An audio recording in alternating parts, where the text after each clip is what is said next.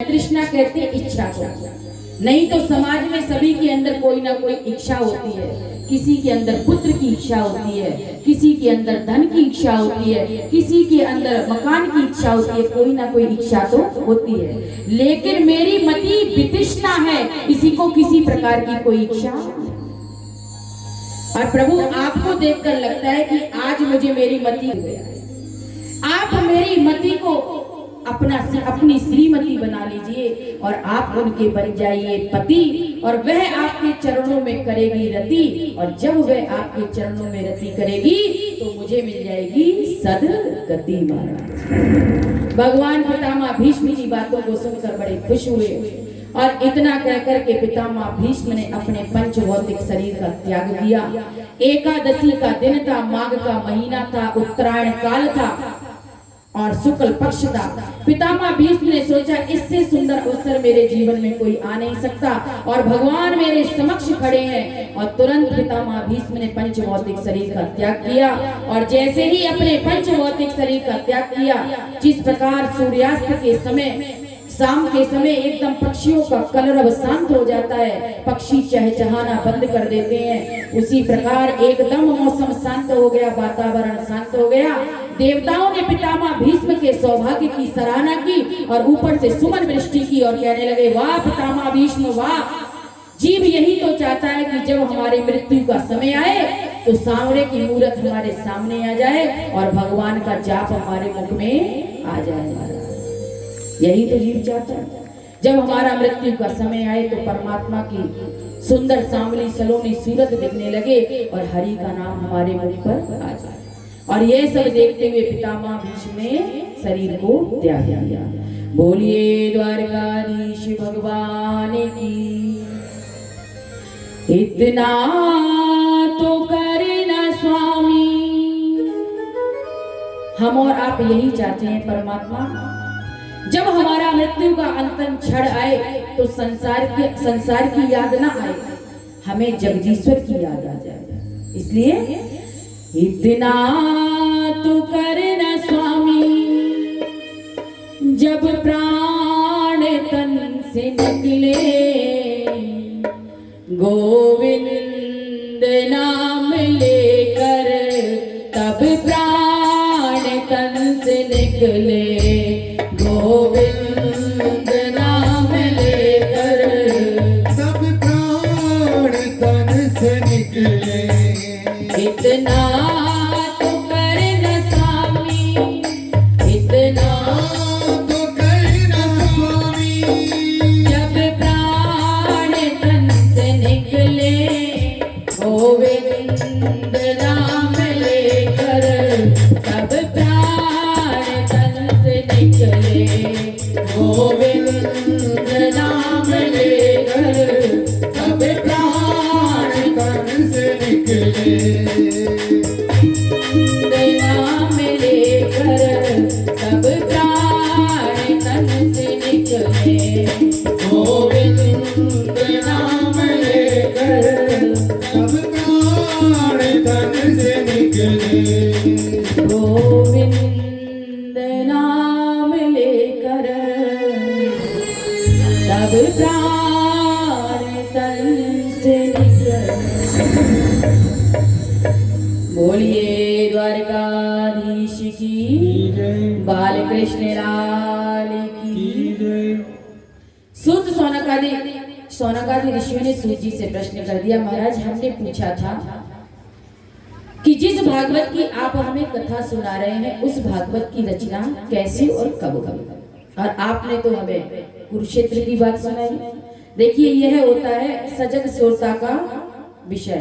यदि श्रोता सावधान रहता है तो टोक देता है, महाराज आपने वह बात वहां छोड़ी थी, आप वहां उस बात को पूरा कीजिए। तो तुरंत सूची महाराज कहने लगे, एक बार द्वापर युग में जब वेद व्यास जी महाराज का प्राकट्य हुआ और व्यास जी महाराज ने जब अपनी दिव्य दृष्टि से कलयुग को आते हुए देखा तो एकदम विकल हो गए, परेशान हो गए। और कलयुग को जब अपनी दिव्य दृष्टि से देखा तो मन में विचार करने लगे कि कलयुग में प्राणियों का भाग्य भी अतिमंद है, बुद्धि भी अतिमंद है। तो इन कलयुग के कलुषित प्राणियों का कल्याण कैसे होगा? चिंतित हो गए। तो सबसे पहले एक वेद था जिसका नाम था ऋग्वेद। बहुत सुनने वाली बात है। सबसे पहले केवल एक वेद था जिसका नाम था ऋग्वेद। ऋग्वेद में ज्ञान का भंडार है, लेकिन उस ज्ञान को समझने के लिए हमारे पास कोई तत्वदर्शी महापुरुष होना चाहिए। वेदों में ज्ञान बहुत भरा है।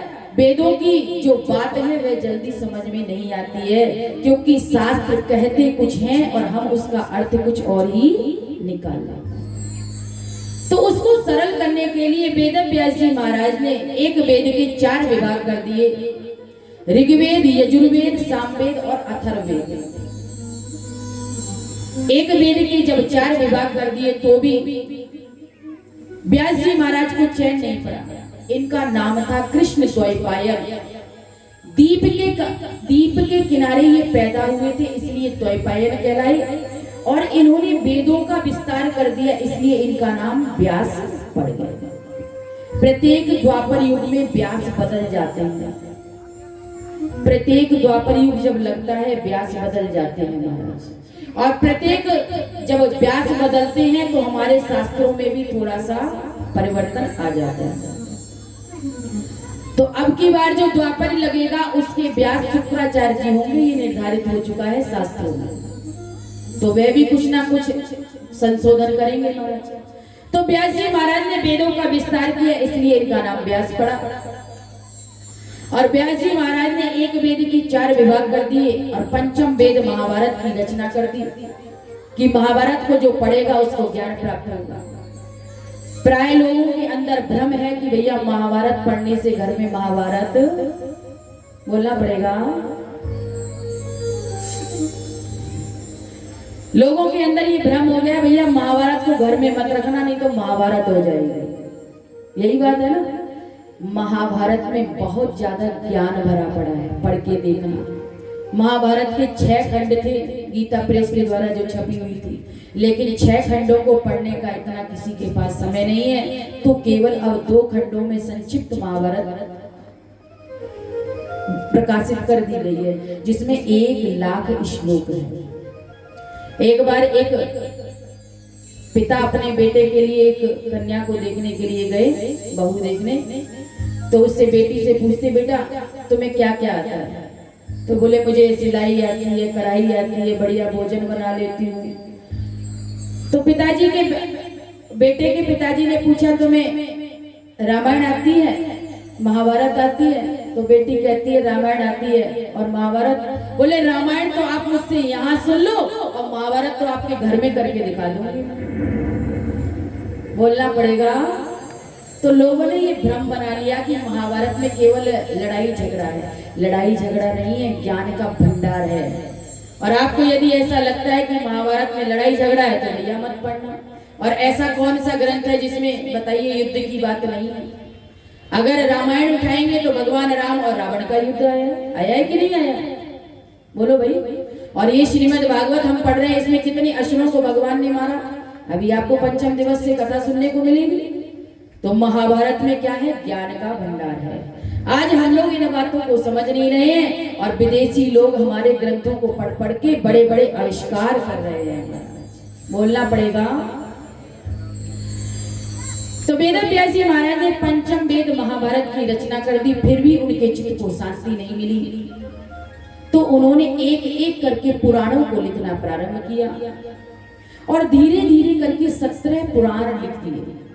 फिर भी वेद व्यास जी महाराज को शांति नहीं हुई और ऐसे लग रहा है कि मन में अभी भी कुछ शेष रह गया है लिखने के लिए। और बहुत चिंतित बैठे हुए थे वेद व्यास जी महाराज अपने आश्रम में। और उसी समय देवर्षि नारद अपनी वीणा को बजाते हुए प्रकट हो गए और श्रीमन नारायण नारायण नारायण, श्रीमन नारायण नारायण, श्रीमन नारायण नारायण नारायण, श्रीमन लक्ष्मी नारायण नारायण नारायण, लक्ष्मी नारायण नारायण नारायण,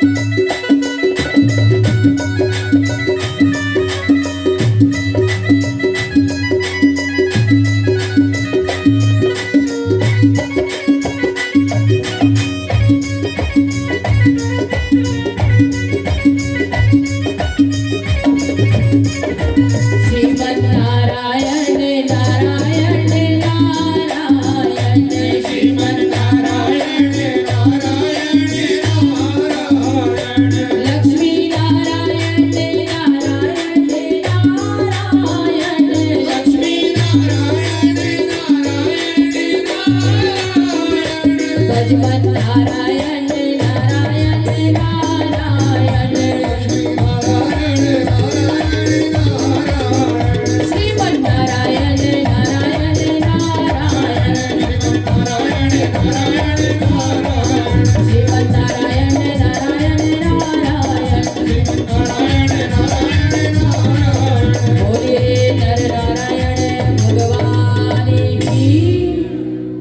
श्रीमन नारायण नारायण करते हुए श्री देवर्षि नारद व्यास जी महाराज के पास प्रकट हो गए और व्यास जी महाराज ने जैसे ही देवर्षि नारद को देखा तुरंत प्रणाम किया और विधिवत आसन दिया। आसन देने के बाद उनका पूजन किया, अर्चन किया, वंदन किया और प्रश्न देवर्षि नारद ने पूछा, क्या बात है व्यास जी महाराज, आप बहुत ज्यादा उदास दिख रहे हो, आपकी दिनचर्या तो ठीक से चल रही है ना?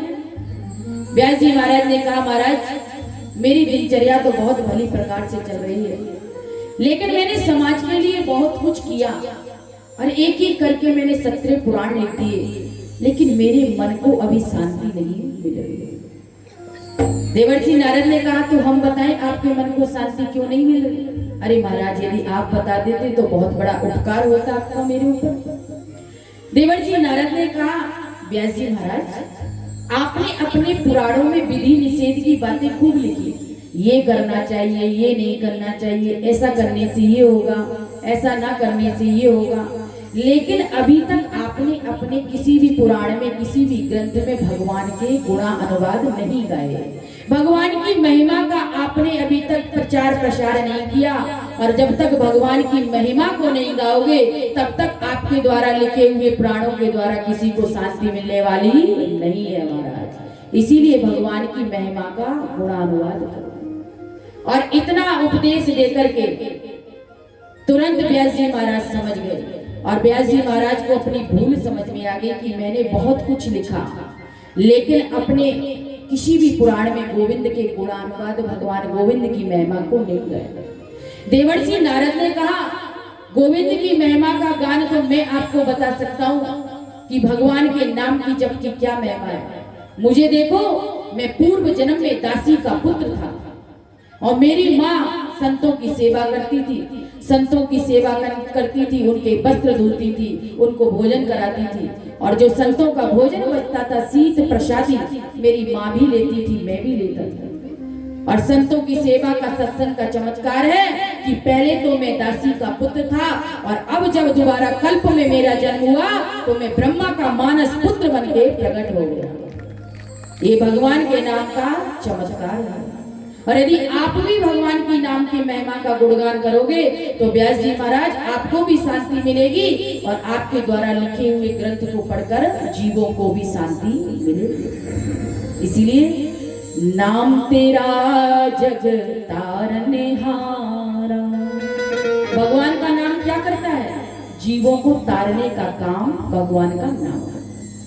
जिस प्रकार अग्नि जल रही है और जलती अग्नि में यदि आपका हाथ धोखे से चला जाए तो आग आपको छोड़ने वाली नहीं है। छोड़ देगी क्या?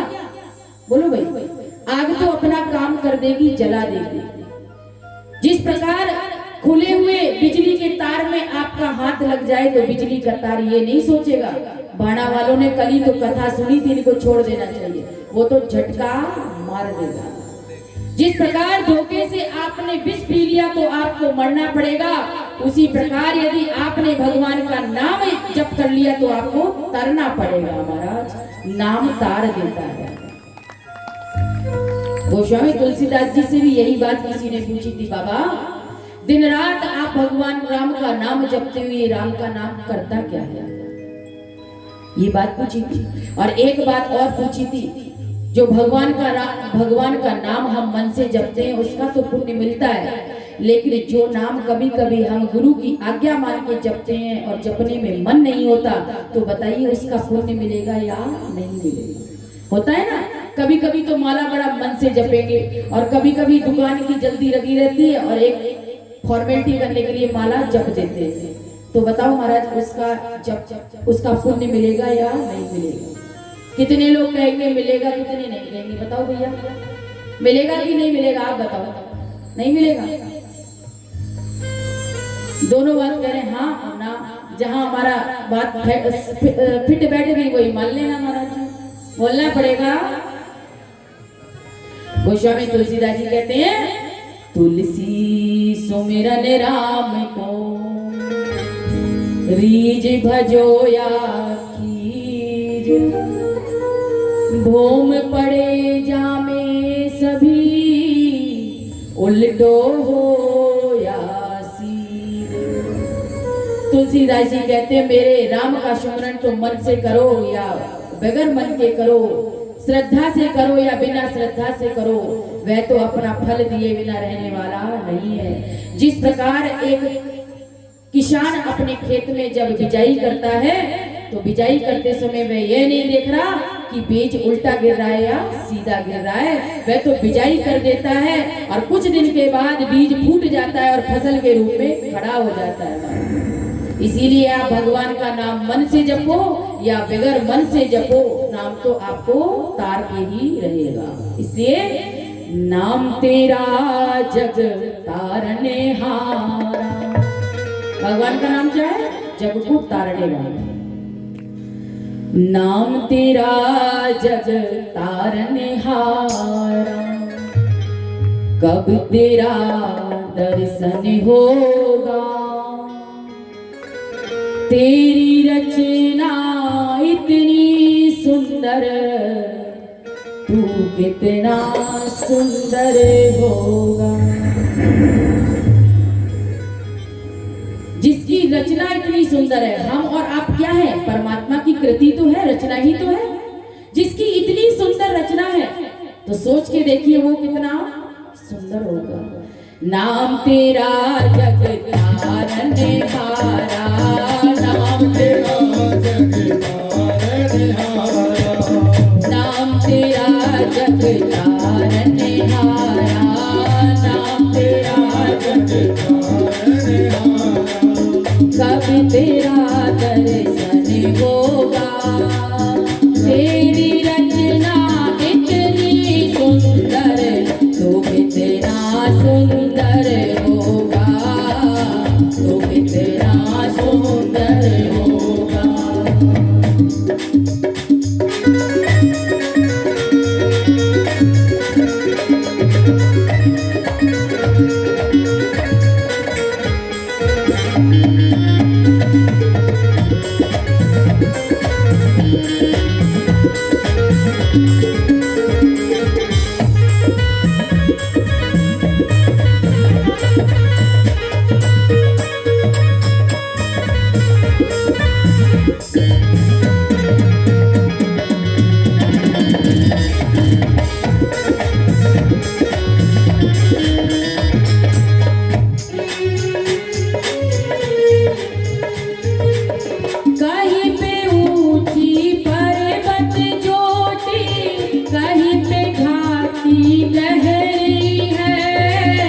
कहीं पे भूमि रेगिस्तानी, कहीं पे नदियाँ बह रही है, कहीं पे ऊंची पर्वत चोटी, कहीं पे घाटी गहरी है, कहीं पे भूमि रेगिस्तानी, कहीं पे नदियाँ बह रही है, मुरझाई कहीं पे कलियां, मुरझाई है कहीं पे कलियां, कहीं खिला गुलशन होगा, तेरी रचना इतनी सुंदर, तो कितना सुंदर होगा, तो कितना सुंदर होगा।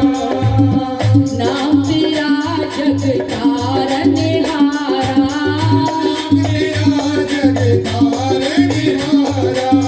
कब तेरा दर्शन होगा, तेरी रचना इतनी सुंदर, तो कितना सुंदर होगा, तो कितना सुंदर होगा।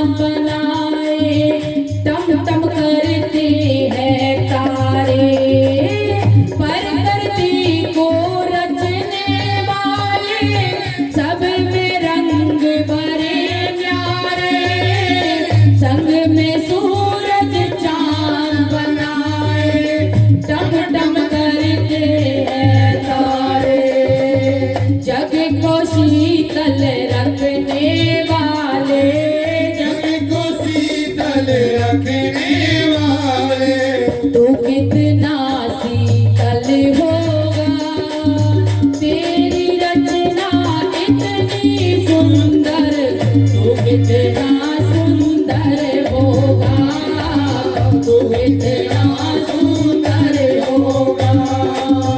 नाम तेरा जगतारनहारा, नाम तेरा जगतारनहारा, कभी तेरा दर्शन होगा, तेरी रचना इतनी सुंदर, तू कितना सुंदर होगा, तू कितना सुंदर होगा।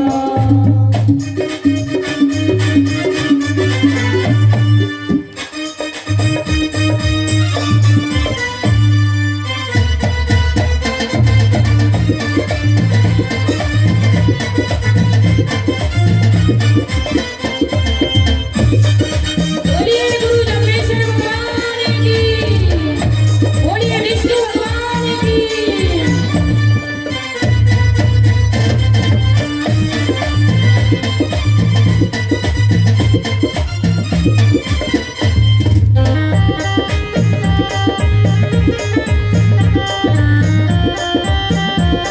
मीठी मीठी तालियों की सेवा के साथ भगवान को पुकारते हुए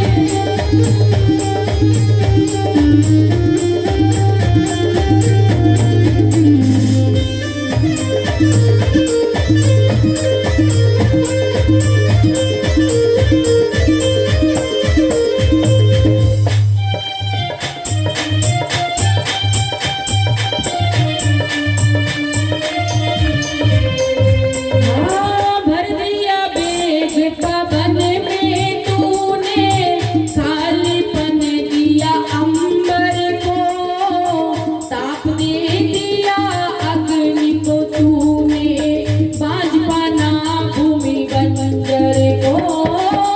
भर दिया बेग पवन में तूने, खालीपन दिया अंबर को, ताप दे दिया अग्नि को तूने, बाज पाना भूमि बंजर को। जग को रोशन रखने वाले, जग को रोशन रखने वाले, तू कितना रोशन होगा, तेरी रचना इतनी सुंदर, तू कितना सुंदर होगा, तू कितना सुंदर होगा। नाम तेरा जगतारनहारा, नाम तेरा जगतारनहारा, कभी तेरा दर्शन होगा, तेरी रचना इतनी सुंदर, तू कितना सुंदर होगा, तू कितना सुंदर होगा।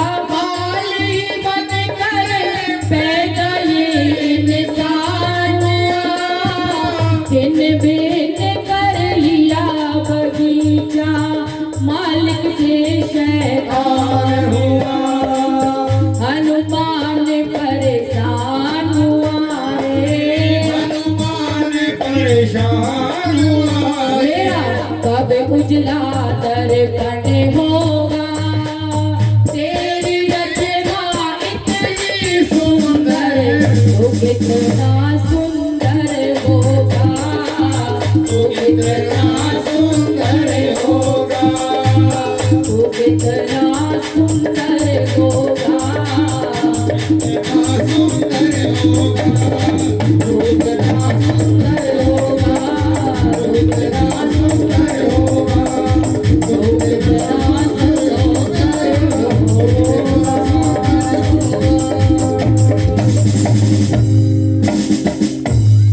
बोलिए गुरु जमेश्वर भगवान की, गौ माता।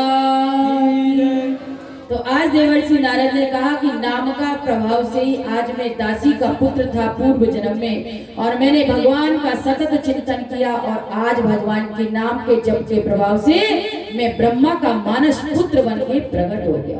ये नाम की चमत्कार है।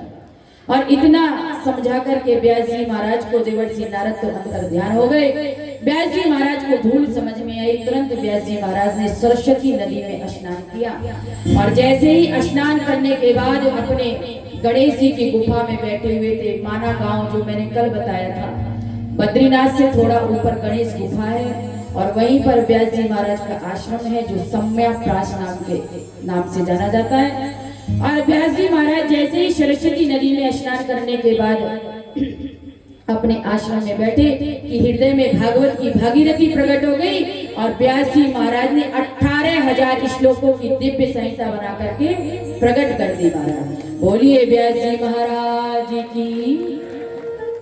जयकारे में दम नहीं है। नींद किस किस को आ रही है? चाय का टाइम किस किस का हो गया? हाथ उठाओ। नहीं हुआ फिर जयकारा पूरा बोलो। बोलिए व्यास जी महाराज की। और व्यास जी महाराज ने 18,000 श्लोकों की दिव्य संहिता बनाकर तैयार कर दी। मन में विचार करने लगे किसी परमहंस को सुनाना चाहिए, और मन में विचार आता है कि मेरे पुत्र से बड़ा परमहंस कौन हो सकता है, जो जन्म लेते ही जंगल की ओर निकल गया, संसार की दुर्वासनाओं ने जिसको छुआ तक नहीं। लेकिन मेरा पुत्र कहाँ होगा, कहाँ ढूंढूं? तो अपने 4 शिष्यों को कुछ भागवत के श्लोकों को याद कराया और कहा तुम चारों दिशाओं में जाओ और इन श्लोकों को गुनगुनाओ। और श्री शिवदेव जी महाराज तो निर्गुण ब्रह्म की सत्ता में समाधि लगा करके मस्त बैठे हुए थे, ध्यान कर रहे थे उस परमात्मा का। इतने में भगवान के जो श्रीमद् भागवत के श्लोक थे जो व्यास जी महाराज ने अपने शिष्यों को याद कराए थे, श्लोक गा दिए आकर के जिस गुफा के अंदर व्यास जी महाराज के पुत्र सुखदेव जी बैठे। और जैसे ही श्लोक गाया, और क्या कहते हैं, बरहा बीड़म नटवर बपु कर्णयो कर्णकारकम।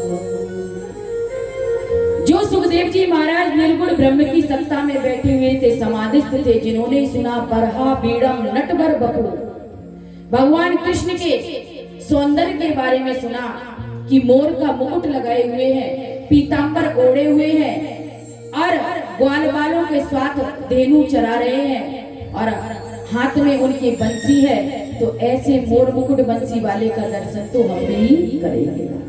तुरंत उनका चित्त भगवान की सामली सलोनी सूरत की तरफ खिंचा चला आया, और जैसे ही उनका चित्त भगवान की सामली सलोनी सूरत की तरफ खिंचा तो तुरंत अपने मन को रोका और मन में विचार करने लगे, जो व्यक्ति बहुत सुंदर होता है जरूरी नहीं वह स्वभाव से भी सुंदर हो, क्योंकि सुंदर व्यक्ति के अंदर थोड़ा नखड़ा भी हो सकता है, उनके अंदर नखड़ा हो, मैं उनके पीछे पीछे जाऊं और वो मुझे स्वीकार ना करे, इसलिए तुरंत अपने मन को खींचा और फिर से अपनी समाधि लगा दी।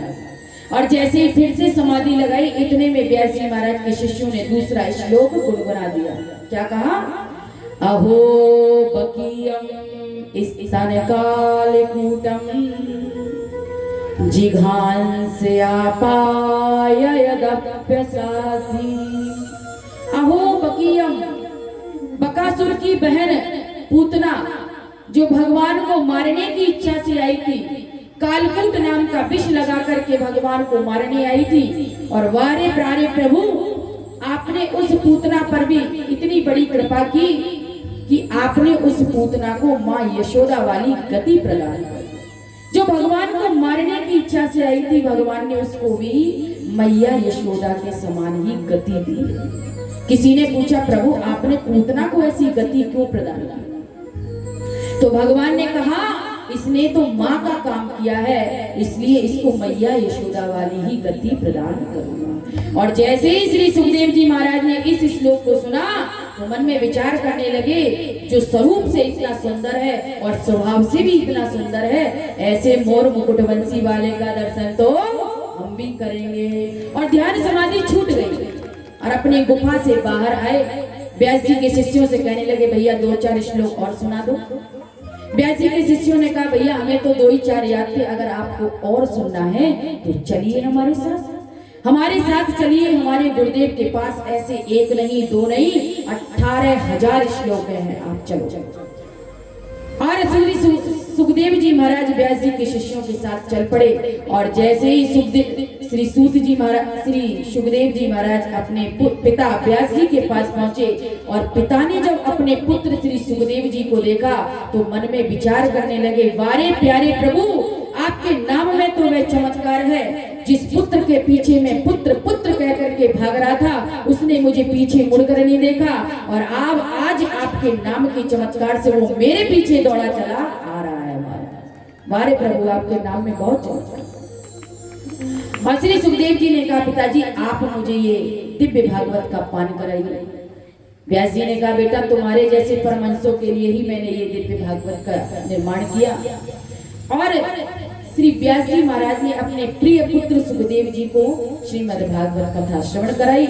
और यही सुखदेव जी महाराज ने समय आने पर राजा परीक्षित को कथा सुनाई।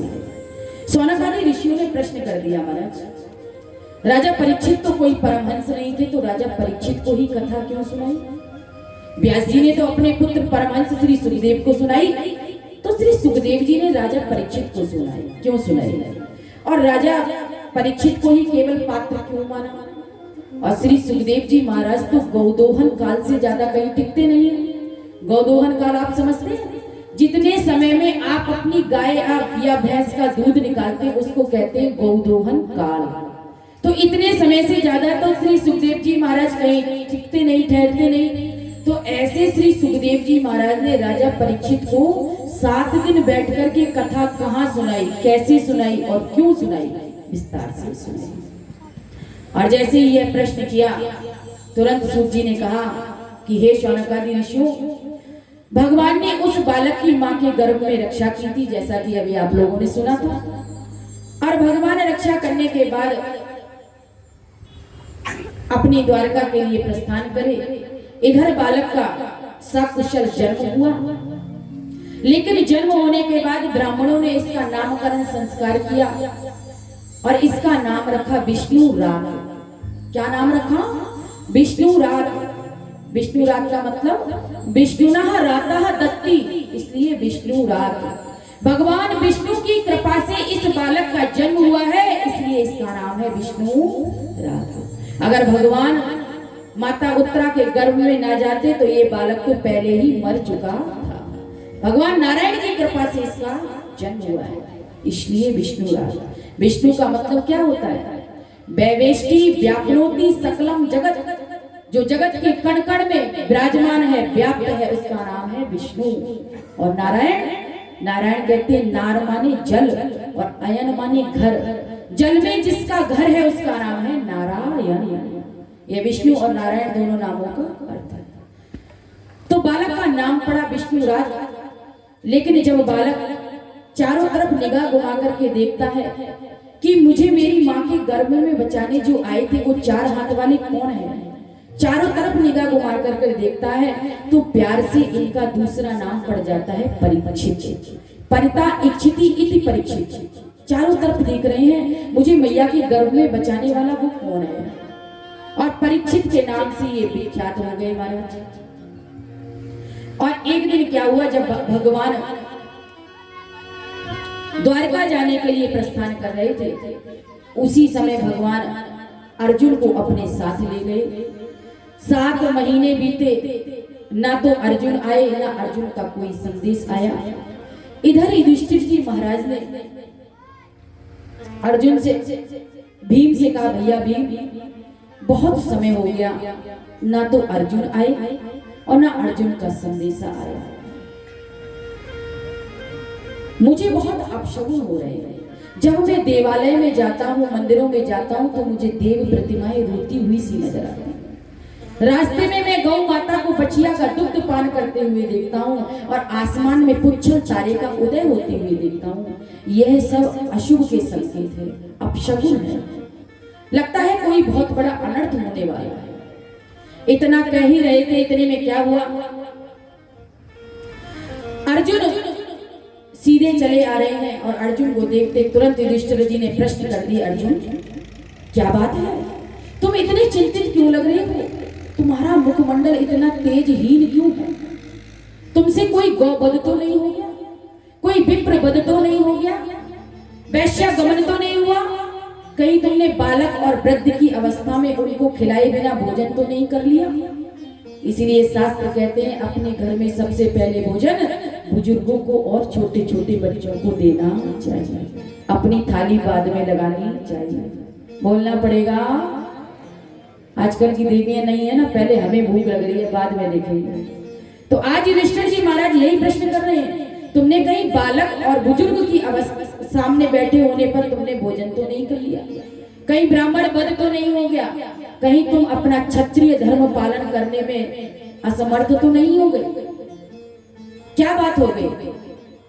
अर्जुन एक शब्द नहीं बोले और जैसे ही भगवान ने, जैसे ही अर्जुन ने कहा, जैसे ही युधिष्ठिर जी ने कहा, अर्जुन हमारे प्यारे प्रभु कैसे हैं, और जैसे ही भगवान की सुख का समाचार पूछना चाहा, अर्जुन एकदम युधिष्ठिर जी के चरणों में गिर पड़े, रोने लगे और कहने लगे, भैया हम और आप अपने प्यारे प्रभु के संपर्क से वंचित रह गए, सानिध्य से वंचित हो गए।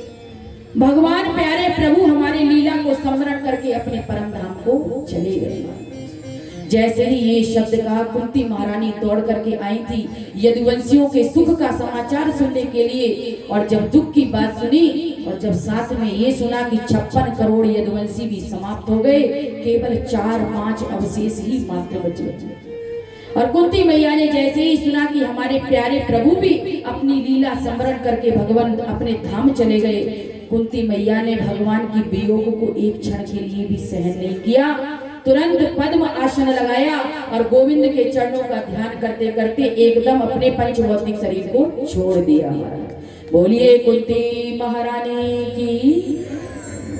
ऐसी माँ कुंती हुई है जो द्वापर में, जिन्होंने भगवान के वियोग को क्षण भर भी सहन नहीं किया, और रामा अवतार में श्री दशरथ जी महाराज हुए हैं जिन्होंने भगवान राम के वियोग को सहन नहीं किया। भगवान राम के वियोग में राजा दशरथ ने भी अपने प्राणों को छोड़ दिया। और अब 5 पांडवों ने सोचा अब हमें रहने का कोई लाभ नहीं है, क्योंकि हमारे प्यारे प्रभु भी जा चुके हैं। तुरंत 5 पांडवों ने अपने पौत्र परीक्षित को सत्ता का भार सौंपा, तिलक कर दिया और गद्दी पर बैठा दिया। 5 पांडव द्रौपदी को लेते हुए स्वर्गारोहण की ओर निकल गए और महाराज राजा परीक्षित अब राजगद्दी संभालने लगे। राजा परीक्षित जब थोड़े से बड़े हुए और अपने नगर में निरीक्षण परीक्षण करने के लिए गए, अपनी प्रजा की देखभाल करने के लिए गए कि हमारी प्रजा कैसे रह रही है। वेश बदलकर जब राजा परीक्षित गए तो सभी जगह उनको अपने पूर्वजों की प्रशंसा सुनने को मिली। कहीं पर अर्जुन की प्रशंसा सुनने को मिलती है और कहीं पर अपने पिता अभिमन्यु की वीर गाथाएं सुनने को मिलती है। लेकिन एक जगह राजा परीक्षित ने बड़ा बेकार सा एक दृश्य देखा जो देखने योग्य नहीं था। क्या देखते हैं? एक गौ माता और एक बछड़ा, और उस बछड़े की 3 टांग टूटी हुई है और गौ माता और बछड़ा रोते हुए जा रहे हैं और एक दुष्ट उनके पीछे पड़ा हुआ है। इस दृश्य को देखकर राजा परीक्षित दुखी हो गए। जिन गोपाल की रक्षा करने के लिए मेरे प्यारे प्रभु गायों के पीछे भागे और आज वह प्रभु नहीं है और मुझ परीक्षित के राज्य में मेरी गौ माता की यह स्थिति। राजा परीक्षित ने तुरंत तलवार निकाली और पूछा, दुष्ट तुम कौन हो और तुझे तो मैं बाद में देखूंगा, पहले मैं मेरी गौ माता और बछड़े से बात करता हूँ। गौ माता से पूछा, हे गौ माता आप कौन हो? गौ माता कुछ नहीं बोली। गौ माता जब कुछ नहीं बोली तो राजा परीक्षित ने कहा, हे गौ माता मैं समझ गया आप साक्षात धरणी है, आप साक्षात धरती है, धरा। लेकिन हे वृषभदेव आप तो बताइए आप कौन है और आपकी ये दुर्दशा किसने की? आपके 3 पैर कैसे टूटे हैं? वृषभ धर्म का प्रतीक है। बछड़ा बोल पड़ा, बैल बोल पड़ा और कहने लगा, भैया मैं अपने दुख का दोष किसको दूं? कोई कहता है कि ईश्वर की इच्छा के बिना पत्ता नहीं हिलता और कोई कहता है कि भैया जो जैसा कर्म करता है उसको वैसा फल मिलता है। बछड़े की बातों को सुनकर राजा परीक्षित ने कहा, हे वृषभदेव, हे बछड़े मैं समझ गया आप साक्षात धर्म है, क्योंकि आपकी बातों से पता चल गया है आपके एक भी शब्दों में किसी की निंदा नहीं निकली, किसी की चुगली नहीं निकली। क्योंकि जो व्यक्ति पाप करता है उसको तो पाप का फल मिलता है, लेकिन पाप की चर्चा करने वाला भी उसके पाप का अधिकारी बन जाता है। इसीलिए पापी की कभी चर्चा हमें नहीं करनी चाहिए। कोई पुण्य करता है उसके पुण्य की यदि आप चर्चा करेंगे तो उसका पुण्य आपको मिलेगा, लेकिन हम उल्टा ही करते हैं। हम पापों की चर्चा में बड़ा आनंद लेते हैं, कहते हैं ना, और बताओ भैया क्या हुआ था, बड़ा खोद खोद के पूछते हैं, जैसे लगता है कोई बढ़िया मसाला मिल गया हो इनको। और कोई बढ़िया चर्चा चल रही हो तो इनको खर्राटे आ जाते हैं। किसी की तारीफ कर दो तो क्या कहेंगे, अरे महाराज जी आपको नहीं पता, हमें पता है वो कैसा है, आप उसके बारे में जानते ही कहाँ हो। तारीफ सहन नहीं होती है। पापों का हम अपने पापों को छिपा लेते हैं और अपने पुण्यों का ढिढोरा पीटते हैं। और पापों को छिपाने का कारण क्या है? हमारे पाप बढ़ते चले जाते हैं और पुण्य जो हम थोड़ा सा करते हैं वो सब में बट जाता है। इसीलिए सदैव अपने पुण्यों को छिपा कर रखिए और पापों को उजागर कर दीजिए। लेकिन हम उल्टा ही करते हैं, पाप बताएंगे नहीं, पाप बताएंगे तो समाज में बेइज्जती हो जाएगी, बोलना पड़ेगा। तो आज बछड़े की बातों को सुनकर के परीक्षित ने कहा, आप साक्षात धर्म है, क्योंकि आपकी भाषा ही बता रही है। जो जिस भाषा में पढ़ा बड़ा होता है उसके शब्द ही बता देते हैं। लेकिन राजा परीक्षित ने कहा, दुष्ट तू कौन है? तुरंत राजा परीक्षित ने तलवार निकाली मारने के लिए, तो एकदम पैरों में गिर पड़ा कली और कहने लगा, महाराज मेरा नाम कलयुग है। तो दुष्ट तेरे अंदर इतना सामर्थ्य कैसे आ गया जो तूने मेरे राज्य की सीमा में प्रवेश कर लिया? बिना पासपोर्ट बिना वीजा के तू हमारे देश में कैसे आ गया? राजा परीक्षित कह रहे हैं। जब राजा परीक्षित की बात को सुना तो कल्कि ने कहा, उस कलयुग ने कहा, महाराज धरती पर एक छत्र आपका ही तो राज्य है, संपूर्ण पृथ्वी के इस समय आप ही तो राजा हैं, कहाँ आपका राज्य नहीं है? अब मैं आपकी शरण में आ गया हूं तो मुझे स्थान दे दीजिए। राजा परीक्षित ने कहा, स्थान तो मैं तब दूंगा, पहले आप मुझे अपने गुण और अवगुण बताइए, आपके अंदर अवगुण क्या है और गुण क्या है। देखिए राजा परीक्षित क्षत्रिय है और क्षत्रिय का जो धर्म है कि उनकी शरण में कोई आ जाए तो उसको बचा देना ही क्षत्रिय का धर्म है। कलयुग ने पैर पकड़ लिए, इसलिए राजा परीक्षित ने छोड़ दिया। लेकिन राजा परीक्षित ने कह दिया कि तुम अपना पहले गुण और अवगुण बताओ, तब मैं तुम्हें स्थान दूंगा। तो कलयुग ने कहा, महाराज मैं अवगुणों की तो खान हूं, मेरे अंदर अवगुण ही अवगुण है, लेकिन एक गुण मेरे अंदर बहुत अच्छा है। क्या है? यत् फलम नास्ति तपसा न योगेन समाधिना। अन्य युगों में बड़ी बड़ी तपस्या करने से जो फल मिलता था वह फल कलयुग में केवल हरि नाम कीर्तन से मिल जाएगा। सतयुग में ध्यान की बहुत बड़ी महिमा थी और त्रेता में तपस्या की बहुत बड़ी महिमा थी और द्वापर में यज्ञ की बहुत बड़ी महिमा थी और कलयुग में केवल हरि नाम की महिमा है। बैठे बैठे हरि का नाम उच्चारण करो और भवसागर से पार हो जाओ।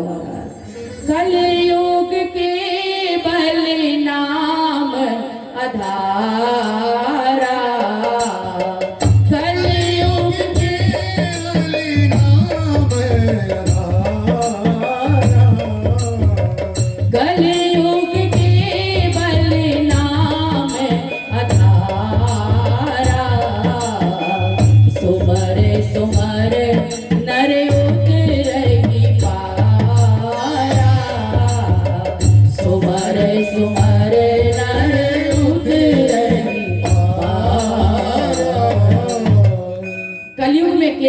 बैठे रहिए और माला घुमाते रहिए, आपका कल्याण हो जाएगा।